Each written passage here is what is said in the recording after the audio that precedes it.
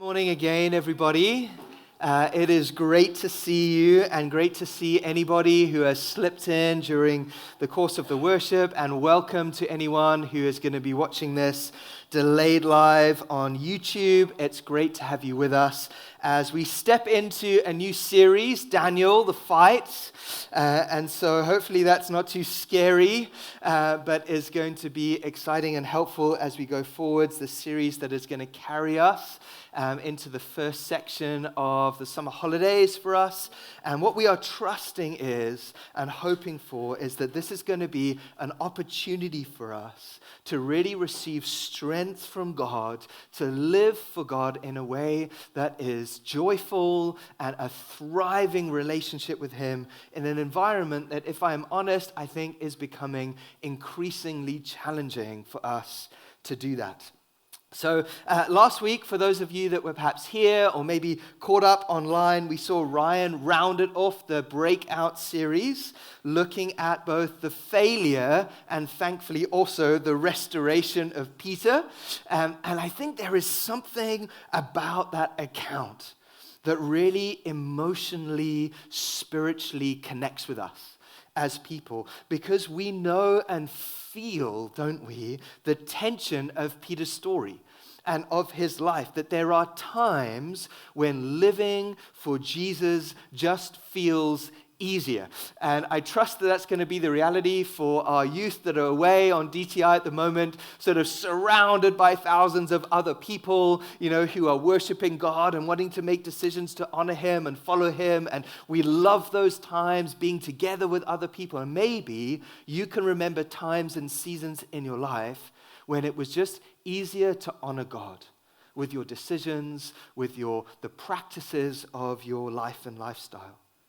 And then there are times when it really is much harder.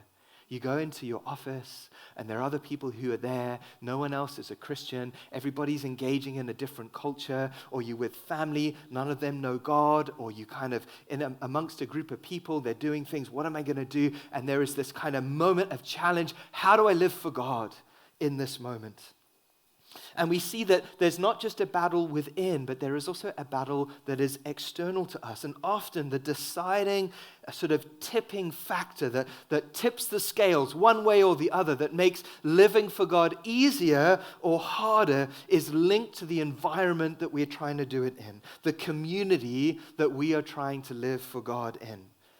So I properly gave my life to following Jesus, being a disciple, an apprentice of Jesus in 1998 when I was 17. You guys can do the maths. And I hadn't grown up in a Christian home.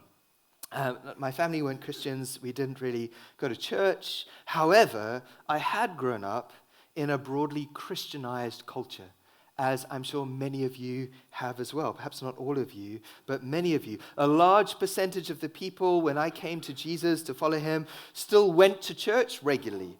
The educational environment that I was in expressed the kind of core truths about Jesus and the gospel really in positive ways. And while you could find many people who were not and did not agree with the ethics of Jesus and the teachings of the Bible, the morality of the Bible was still broadly valued in society.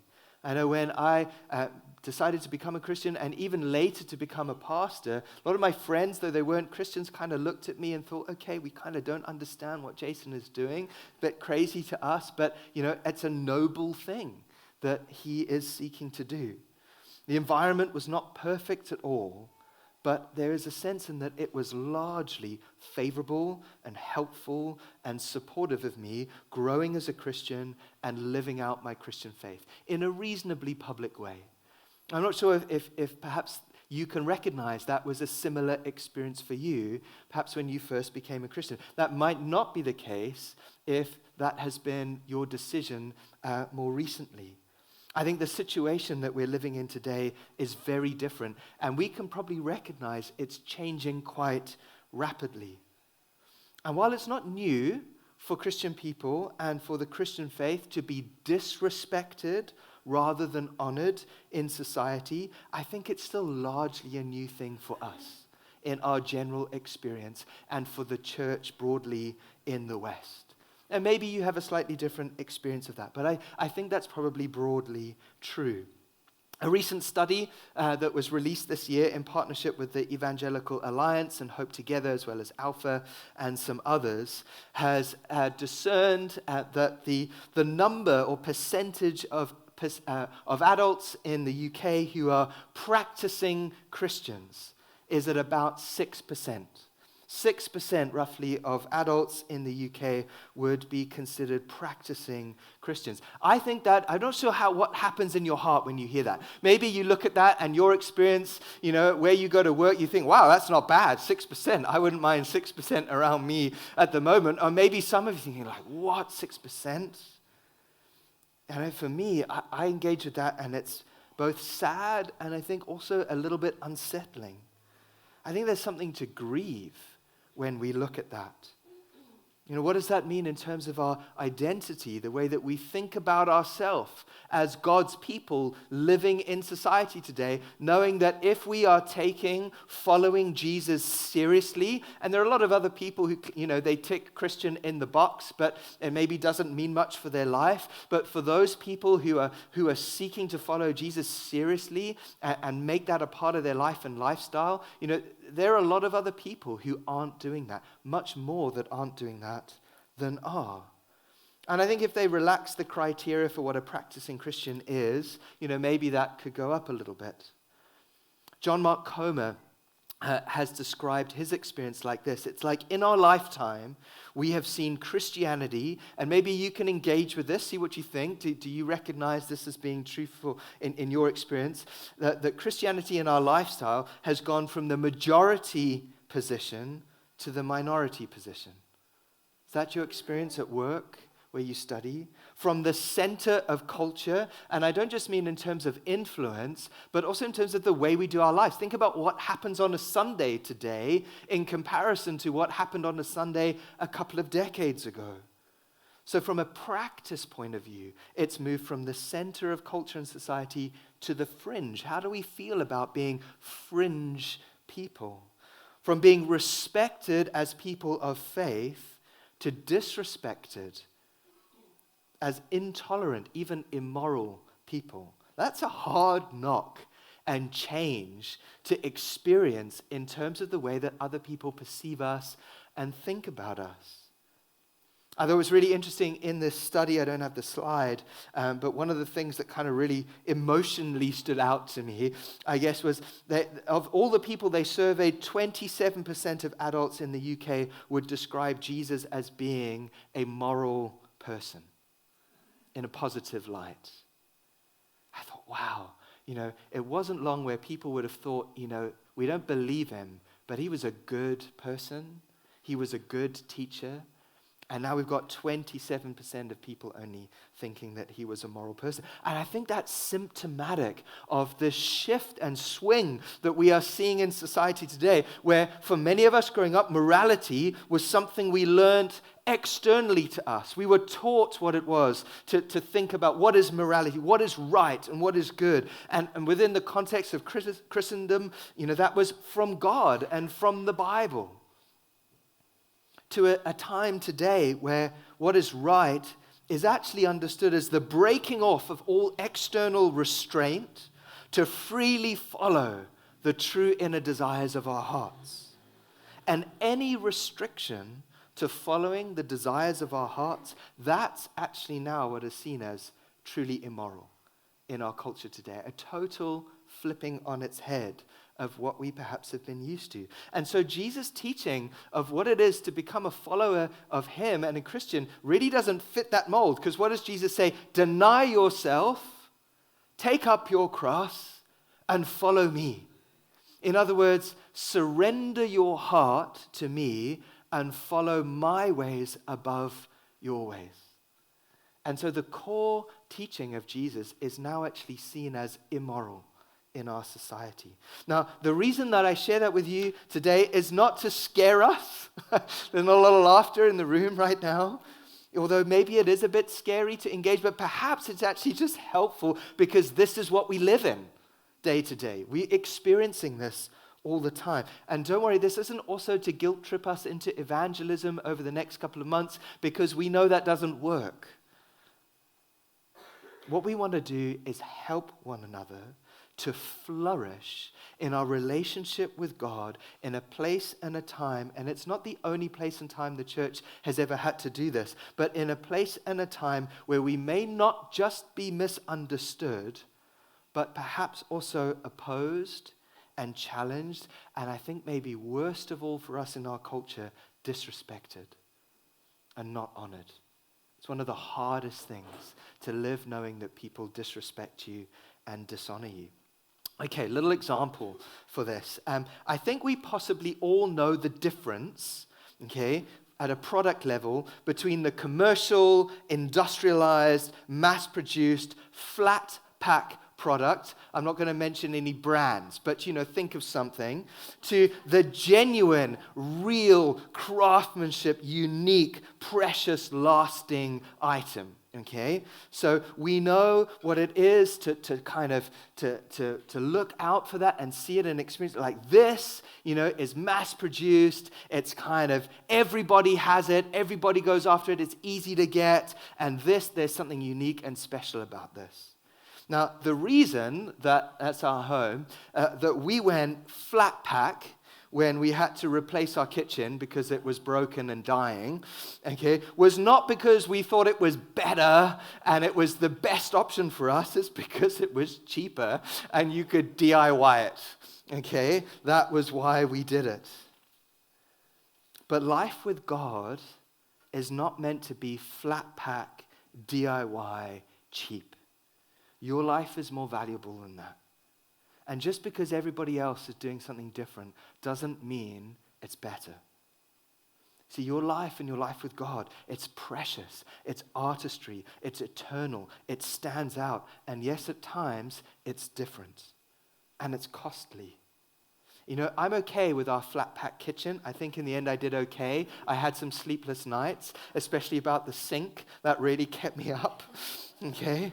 But when it comes to my soul, and the way I do family, and my children, and my marriage, and the way I do identity, that's not something I want us as a community to cheap out on just because it's easier and everyone else is doing it that way.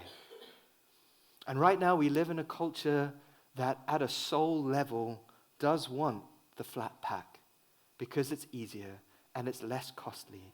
And so somehow, as God's people, we need to find the grace in God to become something some people are calling the kind of new Christian creative minority that can offer something that's unique and different into the landscape of our culture. An authentic remnant, missional exiles, if you want to use kind of biblical language. It's life with Jesus where we don't compromise and get lost in the sea of doubt and knockoffs and things that look shiny on the outside, but actually they're chipboard underneath. But we also don't hide away and become a kind of holy huddle and only hang out with other people who, in the metaphor, have their own designer soul kitchens. Okay? We choose to flourish as a life-giving remnant. I was thinking it's a bit like this. Those green spaces in the city? It's one of the wonderful things about London. It's this kind of city, and it's urban, and it's dense, and you go into it, and it's busy, and everybody's rushing around, and suddenly you're in a park. And it's green, and there are trees everywhere. And it's this reminder of another way to live, that we can actually be connected to the natural world. And it's this moment where you feel you can breathe and be refreshed. And it doesn't mean everyone goes and knocks down their house and turns it into a garden. But maybe that garden inspires someone to get into nature more. And maybe they suddenly start to garden a bit more. And maybe in the end, that's even where they want to die. Because we've actually been able to present a different way to live that is precious, where we can be connected not just to nature, but actually to God himself.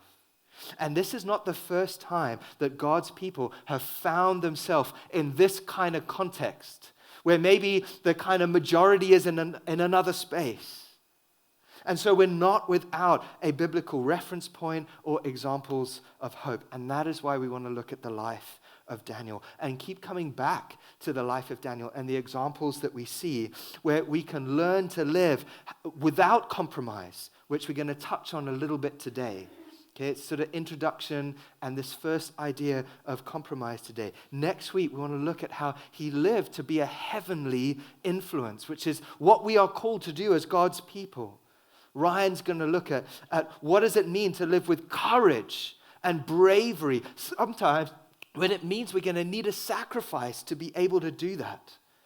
Ram is going to pick things up after that too. We'll see where that goes. We want to explore this theme of what does it look like to live for God in a culture that is becoming very different and where we start to feel more and more different to the people who are around us, and to do that in a way that honors God and actually is the light and witness that we're called to be.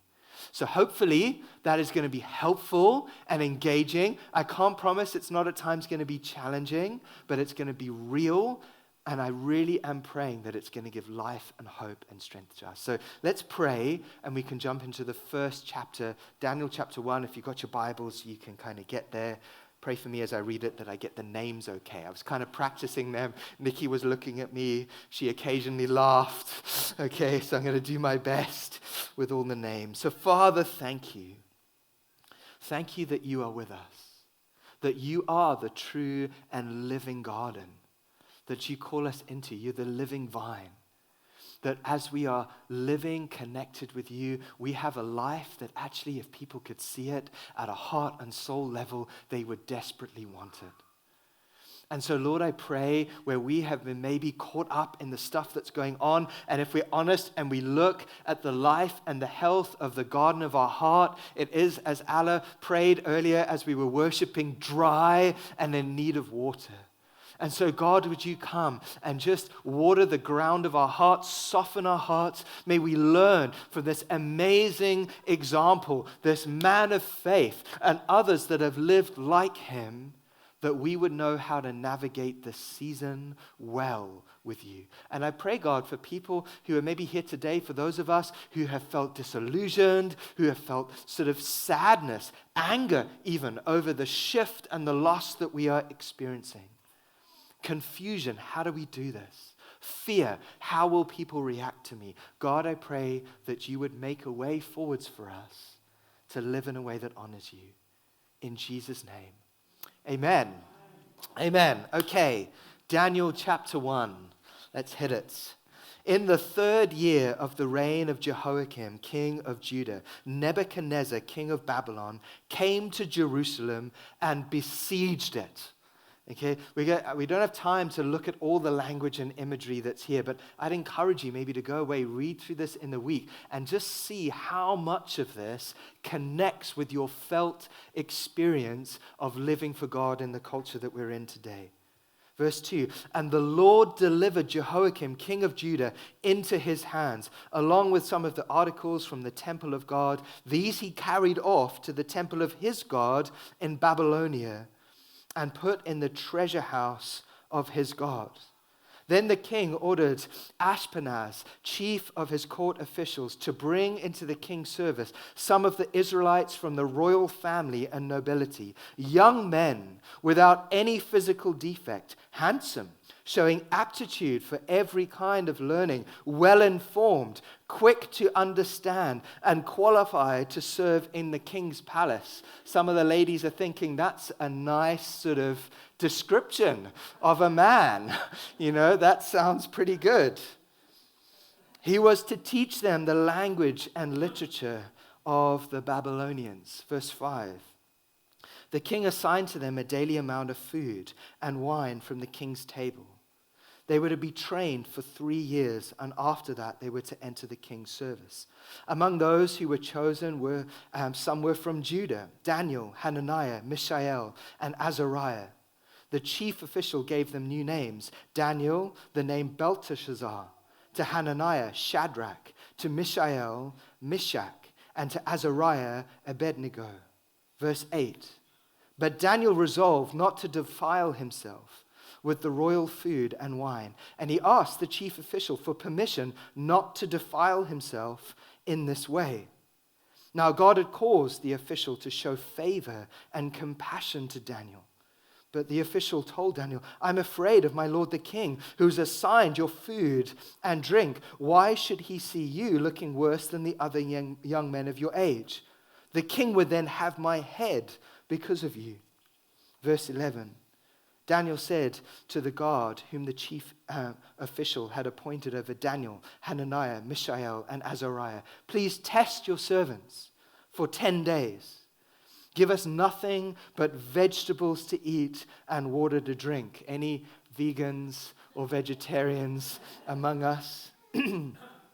Then compare our appearance. Sorry, I'm not sure what's going on with my throat today. Then compare our appearance with that of the young men who eat the royal food, and treat your servants in accordance with what you see. So he agreed to this and tested them for 10 days. At the end of the 10 days, they looked healthier and better nourished than any of the young men who ate the royal food. So the guards took away their choice food and wine, and that they were to drink, and gave them vegetables instead. To these 4 young men, God gave knowledge and understanding of all kinds of literature and learning. And Daniel could understand visions and dreams of all kinds. Verse 18, last of our slides. At the end of the time set by the king to bring them into his service, the chief official presented them to Nebuchadnezzar. The king talked with them and found none equal to Daniel, Hananiah, Mishael, and Azariah. So they entered the king's service. In every matter of wisdom and understanding about which the king questioned them, he found them 10 times better than all the magicians and enchanters in his whole kingdom. And Daniel remained there until the first year of King Cyrus. A couple of things that I want to share with us as we look at this really fascinating account of what happens to Daniel and his friends as they are taken into exile. So exile for God's people was a massive deal. And just to note 2 key things here that you may have seen, and just to flesh out a little bit, you'll see in verse 2, they carry off the treasure from the temple of God, from the people of God, the worshippers of Yahweh, and put it into the temple of the Babylonians. This is a way of the Babylonian Empire saying, guys, you need to know your God is defeated. We haven't just defeated you, we have defeated your religion, and we have sacked your temple. You need to know we are taking you to Babylon. This is the pinnacle of human society. Our gods are greater than your gods. Our society is superior to your society. Our culture is superior to your culture. This is not just destruction. This is not just intimidation. This is belittling the nation.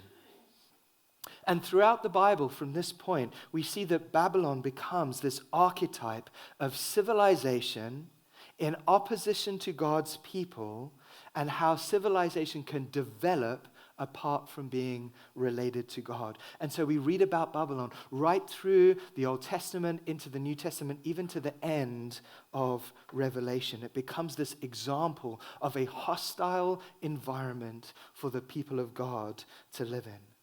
Second thing is we see Daniel and his friends are brought into exile in Babylon and put into this intentional process of education and formation. And the reality is, everyone, we are all being formed. The question is, what are we being formed by? And do we know it and understand it and recognize it? Are we being intentional about what is forming us, or are we just letting it happen? As Paul says in Romans chapter 12, just watch how you are being conformed to the pattern of this world.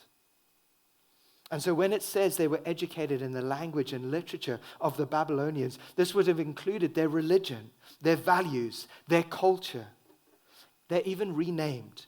And so this was a big deal for the people of God, for the Israelite people. Names represented not just kind of what your mom and dad liked. It was meant to say something about your identity, something that was true about who you are.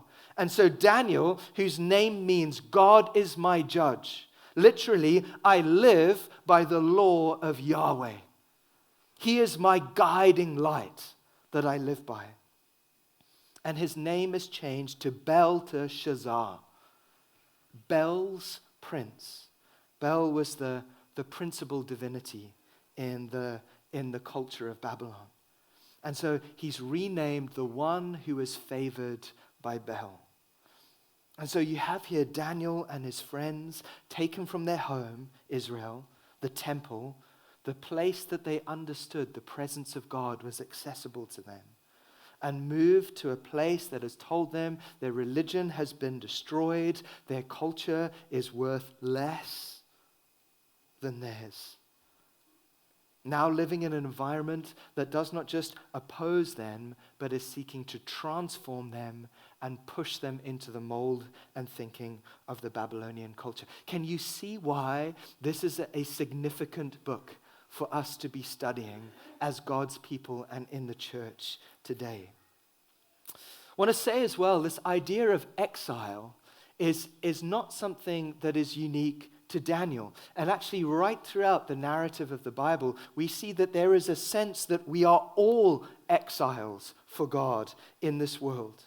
Not just that Daniel was a physical exile, but he was a spiritual exile too. Paul says, and we had read for us earlier, Philippians chapter 3, we are citizens of heaven. I'm not sure how many of you here have dual citizenship, perhaps those who are watching online from another land. Okay, so maybe you have citizenship from another place. You know, you have your passport, it defines who you are to a degree. You know, when the football is on later this afternoon, you know, who are you supporting? Are you supporting the Lionesses or are you supporting Germany? You know, that's a big thing, isn't it? Our identity. Where are we anchored? Where are you anchored? I'm sure many of you speak other languages, maybe other first languages. What is your sense of kind of anchoring in the land that you are in? And Paul says our dominant anchor, our most significant passport, our greatest citizenship as God's people is that you are citizens of heaven. We are citizens of heaven first, and we are national citizens second. We are all exiles on the earth. Paul is saying our true home is a heavenly home. And so we are journeying here. And we are called to represent God here as his people and as his citizens. And Jesus becomes for us the perfect example of what it looks like to live with a heavenly culture on the earth. Peter does something similar. He speaks in his first letter to those who have been spread out throughout the land, Asia Minor, as a result of the persecution on the Christians. And he refers to them and says, this sort of diaspora, this exodus that you have experienced at a physical level is actually symbolic of the spiritual exile that we all experience as God's people living in the world today. And so we need to make a choice. How do we live as people who are anchored in heaven but living well on the earth? And this is a question that Daniel has to wrestle with. Will he be formed by the world or will he be formed by his God? And we see his response in verse 8. Verse 8 is perhaps the most significant verse in the whole of the book of Daniel because it defines everything else that is then going to follow on from it. Daniel resolved not to defile himself.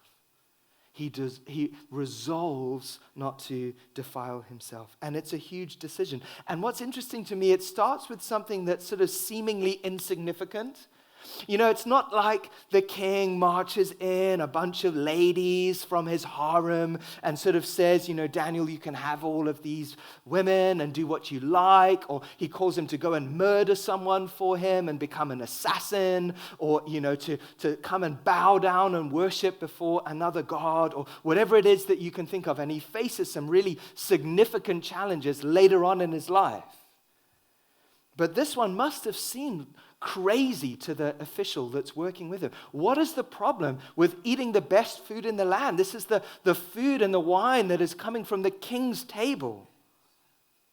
You know, why not eat the best food of our land? Why not eat the best and valued things from the king's table?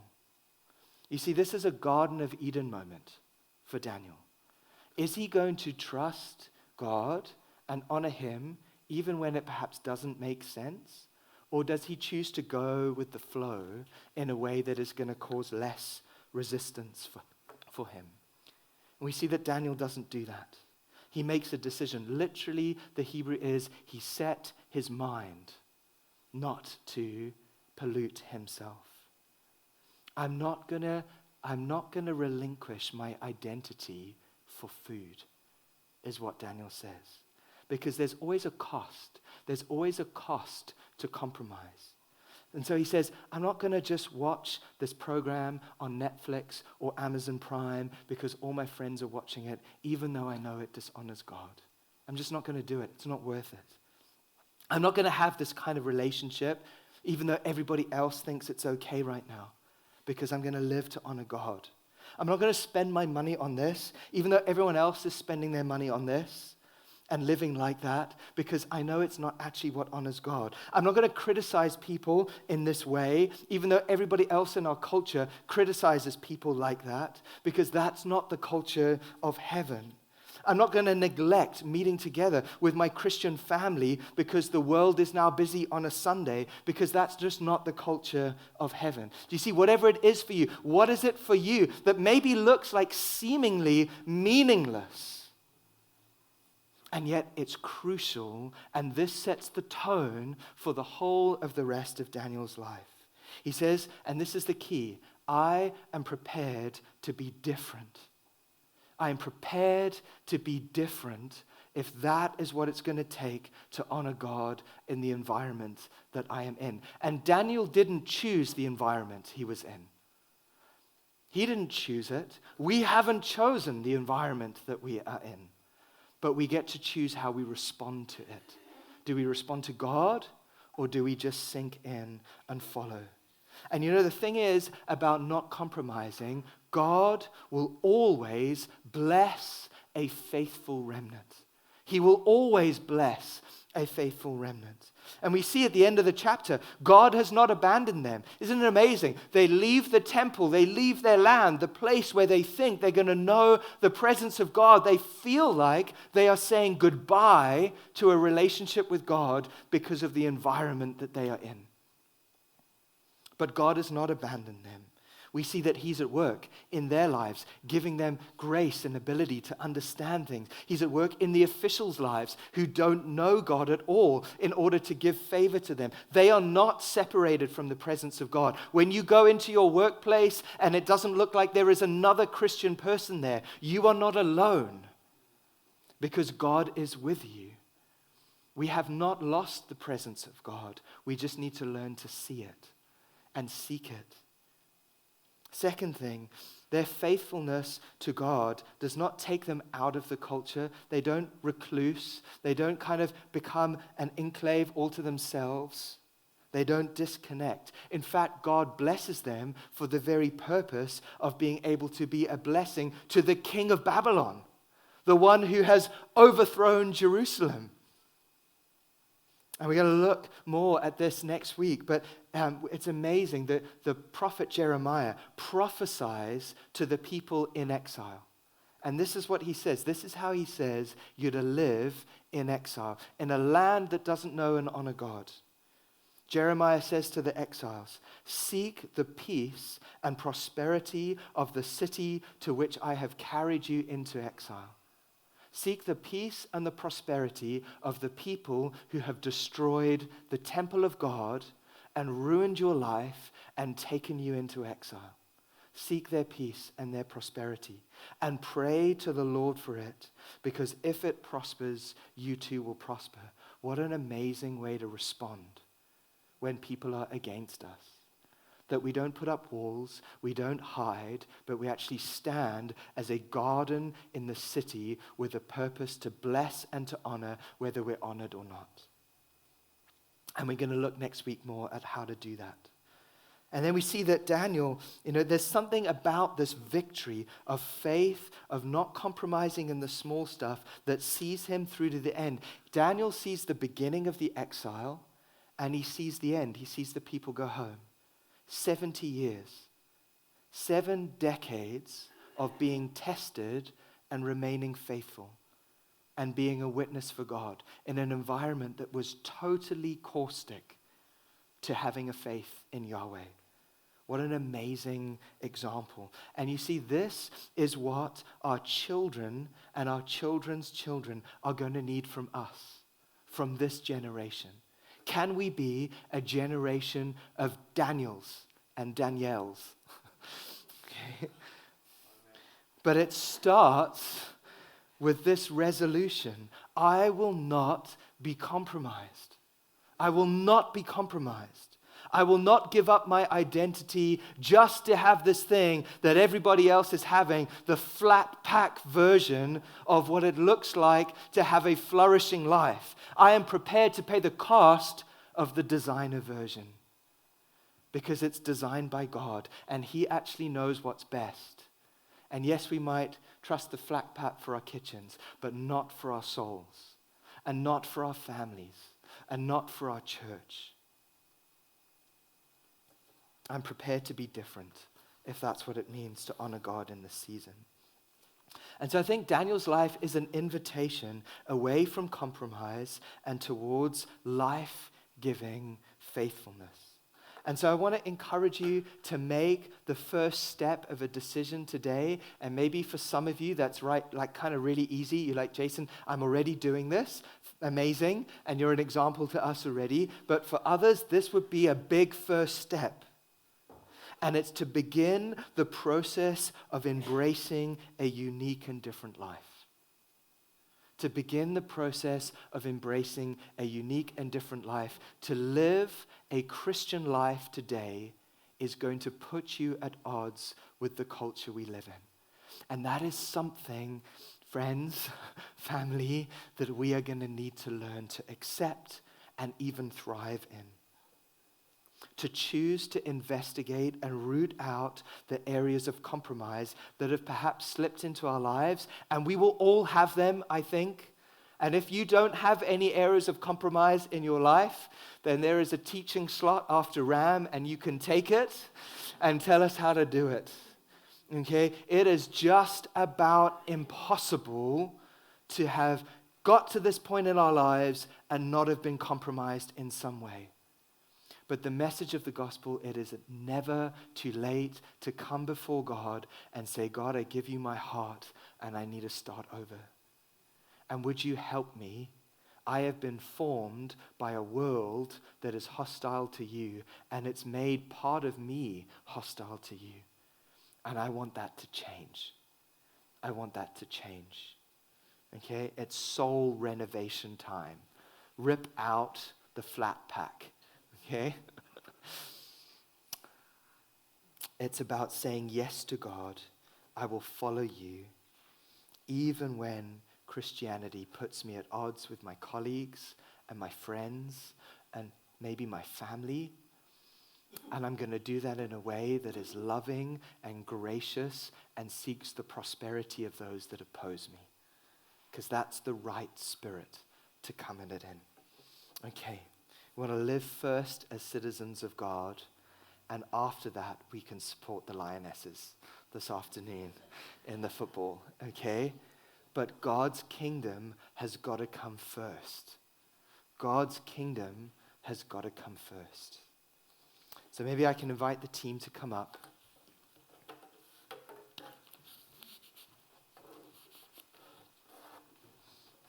Anyone recognize you're going to need some reforming and renovation in your heart and soul and thinking? And it's going to be different for all of us. Some of us already have the bespoke kitchen, but our lounge is a nightmare, okay? Spiritually, and it's the TV, and it's the entertainment. And some of us, the lounge is immaculate. You walk in and the angels are singing, and it's like, it's just, you feel it, but there's another area that is just broken. We all have those areas. It's the bits of your house that you keep the door closed when people come round. Look at this amazing room. No, just this one, not the rest. The thing is, God knows what's in those rooms in our hearts. And he doesn't want to change it to shame us. He wants to change it so it can be welcoming to him and his presence. And it can even be a blessing to others as they come and kind of engage with our life. Yeah? The season of lockdown saw a boom in people's home renovations. Maybe the season after lockdown can see a boom in a personal renovation of heart and soul and life with Jesus. Amen? Okay, let's stand together.